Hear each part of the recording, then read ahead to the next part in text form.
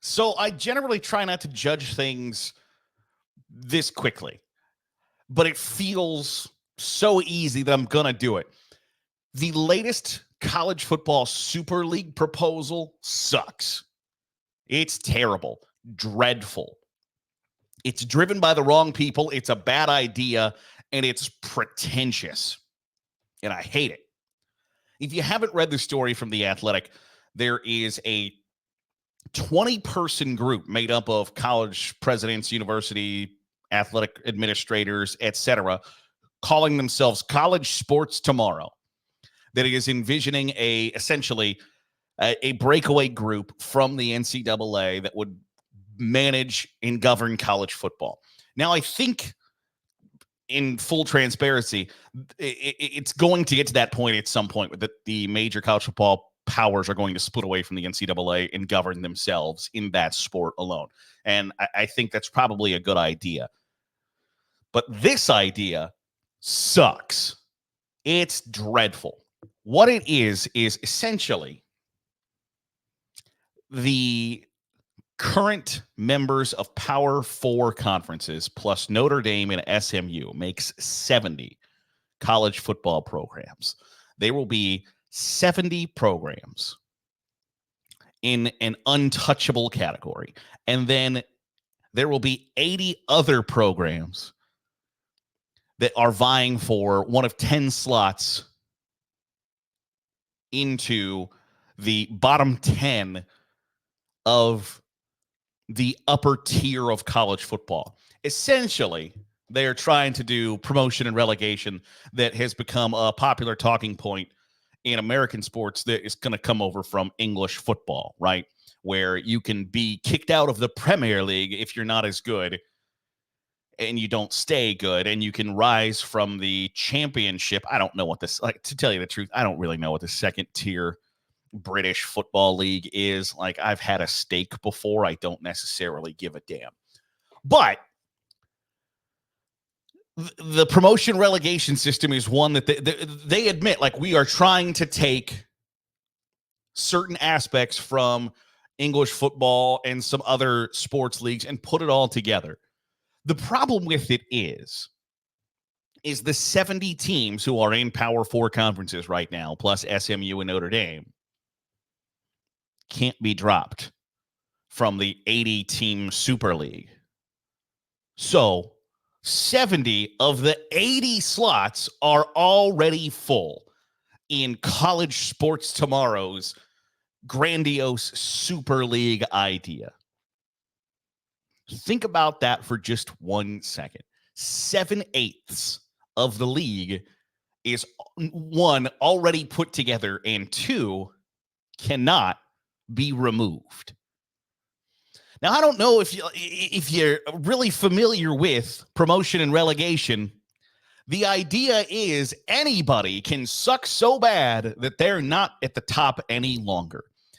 And the whole point of the system is to ensure that you work your ass off to make sure that you remain at the top. Now, just a hunch, do you have any idea what knowing that you don't have to be good, but you get to stay at the top entices you to do? Nothing. It entices you to do nothing. It's ridiculous. You can't, it's like, it's competing ideologies. The whole point of the system is make sure that you don't suck because you don't want to go down. You don't want to go down a rung. Nobody wants to drop a level. So what do? Everything in your power to make sure that you don't drop down a level. But in this system, like, we're going to promote and relegate teams, but it's only going to be from the MAC Mountain West Conference USA Sun Belt and American. Oh, so it's a lot like college football right now? It's such a dumbass system. And it's the idea that you can't see through the, like, well, wait a second. Everybody that already has a seat at the table is guaranteed to have a seat at the table? Oh, no, but we're promoting and relegating teams. Like, no, you're not. No, you're not. There is like, if Northwestern goes 2-10, you know where Northwestern goes? The Big Damn 10. They don't drop down to like, you're not eligible to participate in college sports tomorrow's Super League anymore. No, you know what they get to do? They get to collect their hundreds of millions of dollars of TV checks and go about their day. Meanwhile, some other school who's been kicking ass for a decade gets to sit out on the fringe going like, oh, it would be cool if. The entire system is stupid. And then also kind of the leaders of this push, which has been kind of this behind the scenes, people are talking about it and know what exists. Like, it's almost like Fight Club. Like, nobody, and rule number one about Fight Club is nobody talks about Fight Club, is that the reason that, for instance, the last couple of weeks where the latest college football playoff proposal was accepted and they gave themselves this timeline crunch of, we got to get it done by this time, is because they felt like college sports tomorrow was gaining steam. Now, the two people on the record in this story with The Athletic are the president of West Virginia, Gordon Gee, and the athletic director at Syracuse. And I find it like really kind of interesting that, or I beg your pardon, not the president, not the athletic director of Syracuse, the president of Syracuse. So the presidents of Syracuse and West Virginia are the ones who are on the record saying like, yes, I am a member of the college football Illuminati, or the Priory of Sion, Skull and Bones, whatever secret society that we are now bringing out into the world. I have the utmost confidence in telling you that the breakaway from the NCAA by the major Power 4 conference folks will not, especially in football, will not be led by the presidents of Syracuse and West Virginia. Two schools who could be viewed as, and especially Syracuse, who could be viewed as hangers on and not necessarily the, like, first, okay, we'll keep on this train. This train will not be driven by the presidents of West Virginia and Syracuse. The train will be driven by the Alabamas, Florida, Georgia, LSU, Ohio State, Michigan, Penn State, Nebraska, Notre Dame, USC, Texas, Oklahomas of the world. It will not be driven by the West Virginias and Syracuses of the world. That charge can't be led by some middle-of-the-pack meddling members that other members can sit around, look around, and be like, well, why the hell are they here? And we've talked about this before, that at some point, the dog-eat-dog world of millions and billions of TV dollars are going to lead people to be sitting in a room, looking around, being like, why the hell are Mississippi State and Purdue here? And Syracuse and West Virginia are a lot closer to that category than they are to the elite upper echelon top tier college football powers. So I feel really confident in telling you that bus ain't driven by West Virginia and Syracuse. That bus is driven by the SEC and the Big Ten. So make no bones about that. Like, they might have honest, noble intentions. I don't think they do. I think they have self-preservation in mind, and we'll get to that in a second. Because I think they're on the right track, but to say, like, and you're speaking the big dog's language, right? By telling you, like, hey, the reason you should be interested in this is you've got a guaranteed seat at the table. Nothing can go badly for you because in this college football Super League, you have a guaranteed spot. But it's poppycock, malarkey, balderdash, other things that insinuate the word bullshit when it comes to building a college football Super League. I think most people are in agreement it's going to get to that point. But if you think for 1 second that a college football Super League is, one, going to include 80 teams and 10 of them are going to come from outside the current Power 4, I got some oceanfront property in Arizona to sell you. Because it ain't. It's going to be at most 40. And I think probably even 40 is pushing it. You are looking at a NFL mini. You are looking at an NFL Midwest and Southeast as a quasi NFL Europe in this Super League. And I'm here to tell you, it probably doesn't include Syracuse. It probably doesn't include West Virginia. It includes the schools I mentioned earlier: USC, Notre Dame, Texas, Oklahoma, Florida, Georgia, LSU, Alabama, Ohio State, Penn State, Michigan, etc. It ain't West Virginia, Syracuse, Oklahoma State, Mississippi State. That's just not who a super league is going to benefit from. Now, there were supposed to be conversations between College Sports Tomorrow and some Power Four conference commissioners that those conference commissioners have essentially called off because they thought it's really going to piss off our TV partners if we are kind of working on essentially colluding behind their backs to put together a new system. Because the Big Ten has TV deals that run through 2030. The SEC has TV deals that run through 2034. The Big 12 just signed new TV deals. So everybody is worried about that TV money, which is why this group is putting together like, hey, let's break away and let's do our own thing away from the NCAA. We'll collectively sell our TV rights together and we'll make billions. One, I would tell you that you're probably already, like Big Ten and SEC, ACC and Big 12 aren't going to garner the dollars that the Big Ten and SEC do. They're already kind of maxed out on how much money you're going to get.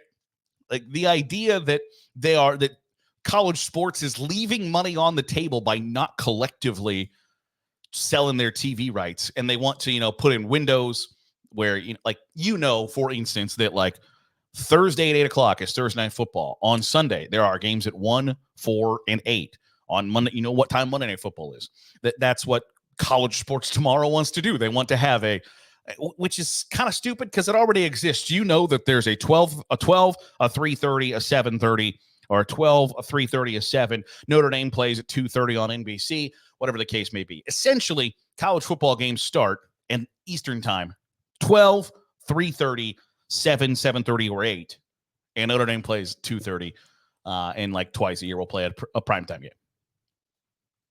And you know that. We don't need to set up like officially defined time windows where the West Coast schools are going to kick off at 10 p.m.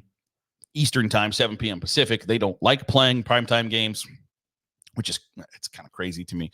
But I get it. Like their big games happen in the middle of the afternoon. But the idea that college football is leaving billions of dollars on the table just is not true. At some point, there's that age-old adage of, like pigs get fed, hogs get slaughtered.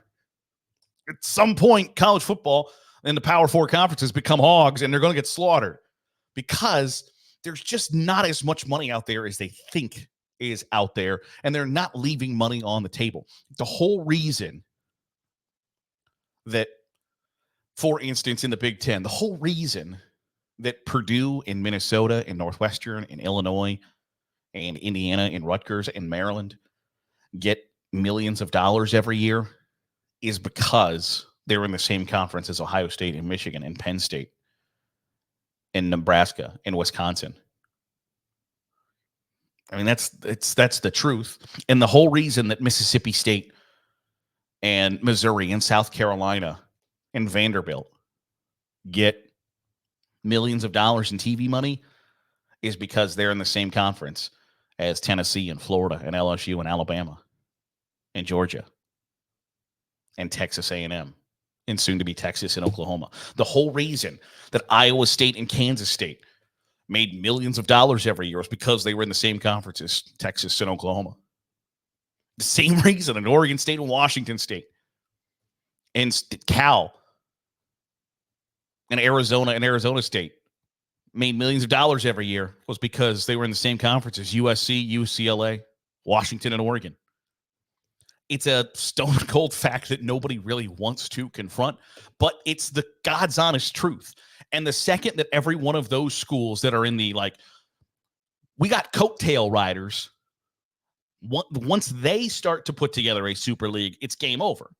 It's done. It's that league will make hundreds of millions of dollars every year.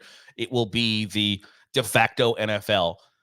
But that doesn't include Syracuse and West Virginia. And it doesn't include a situation where essentially half of college football is still included, but only the quote-unquote good half, where only 10 spots are available. The 80-team Super League is a ridiculous proposal. It's built for and by schools that are worried about self-preservation.